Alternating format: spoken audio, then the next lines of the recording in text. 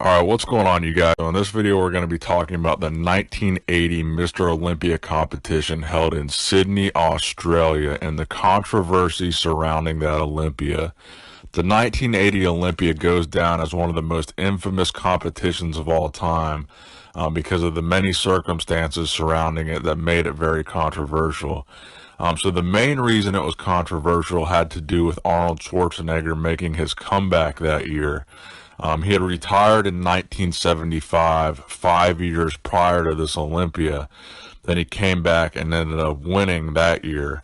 So let's talk about why that was controversial. So number one, he had been retired for 5 years and he was filming movies and doing all that stuff in Hollywood.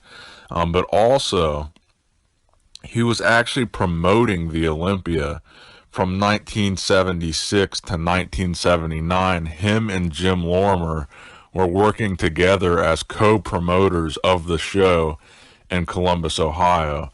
So the fact that a lot of people believe politics were involved in Arnold winning had a lot to do with the fact that Arnold was an actual promoter of the Olympia prior to that year. So a lot of people thought, he knew people behind the scenes. He was a promoter. It was rigged for him to win because of this. And that's part of what played into the controversy of that year's Olympia.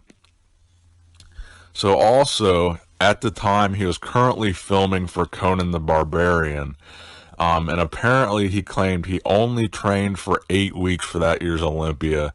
So that's another reason it was controversial that he won, because he claimed he barely trained at all for that Olympia, because 8 weeks, relative to what other people were probably training, that's nothing for an Olympia, only training for 8 weeks. So the 3 years prior, Frank Zane had won. So Frank Zane was the returning defending champion. So he had won 3 years prior. So he was obviously a favorite to win in that year's competition. Also, Mike Mentzer, the year prior in the 1979 Mr. Olympia, had also won the over 200 category, which is the heavyweight category of the Olympia, the year prior. So he was first place in the heavyweight category. Frank Zane was first place in the lightweight category, the under 200 category, and Frank Zane ended up taking the overall. So the year prior, it was between Frank and Mentzer to actually win the entire Olympia. So Mentzer was obviously a favorite going into the 1980 Olympia as well. So the top three guys that everybody was looking at were mainly Frank Zane, Mike Mentzer. Then no one really knew how Arnold would look, but obviously everyone had him in that top three spot because he had won so many Olympias in years prior. So Arnold came in looking pretty good, but a lot of the controversy stemmed from the fact that he's pretty shady in the way that he approached the stage. So when they would call out poses that Arnold was not strong in, for example, the side tricep pose, there's a famous photo of Arnold hitting a side bicep pose where they called for a side tricep, and he acted like he didn't hear them say side tricep, because he knew that his side tricep wasn't as strong as showing off his bicep peaks. So when he came into this Olympia, a lot of his body parts looked a little bit, kind of average compared to how they had looked before. But his arms, for the most part, looked exactly how they looked back in his prime in the early 70s. So he tried to show off his arms whenever he could, and a lot of people kind of noticed that. When they would call out mandatory poses, he would specifically try to hit poses that showed off his bicep instead. So one specific example was that side tricep, where they specifically called for a side tricep and he ended up hitting a bicep shot instead. And there was a lot of that kind of stuff going on in that Olympia that Arnold was pulling to kind of try to present himself in the best possible light. So that kind of made him look shady as well, because he was repeatedly going against what the judges were saying to try to hit shots that he looked the best in. So another famous shot in this Olympia was when he hit the abs and thighs shot, because that was apparently his weakest shot of the entire show, because apparently a lot of people thought that his abs looked pretty mediocre in that shot. So here's the famous photo of the abs and thighs. Again, I guess a lot of people thought this was not his best shot. In fact, they thought it was his worst shot, and they thought this really exposed, you know, the subpar level of conditioning that he brought that year.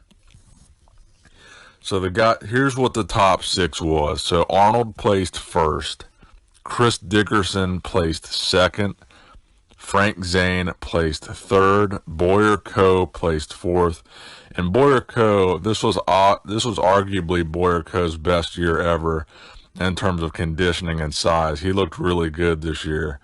Number 5 was Mike Mentzer.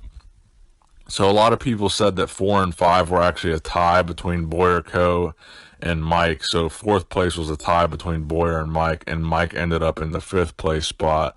And 6th place was Roger Walker. So after this Olympia, apparently Frank Zane would actually go backstage and throw his trophy up against the wall. Mentzer was obviously pissed off, and Mentzer actually retired after this Olympia at the age of 29, and he vowed until the day that he died that this Olympia was rigged. Apparently when Chris Dickerson got second, he jumped off the stage in disbelief, and he said he can't believe it. And again, Mentzer were both pissed off. Mentzer and Boyer were both pissed off. Obviously, Mentzer went from winning the heavyweight division the year prior to placing 5th, so that was obviously a big upset. And the crowd apparently booed for all of these placings.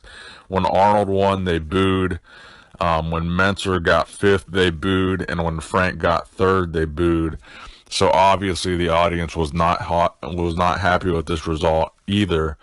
And also, that year's Olympia was supposed to be broadcasted on CBS, but after the controversial decision, they actually did not air this on TV. So maybe the network saw that, you know, this was not a good call, and they saw that the athletes were upset, and they thought, you know, maybe we better not put this on TV. So the grand prize was $25,000 for first place. And to my knowledge, there's no prize money listed for any of the other placings. So if you didn't win that show, you basically got screwed out of any money at all. So that's the story of the 1980 Mr. Olympia and the controversy that ensued.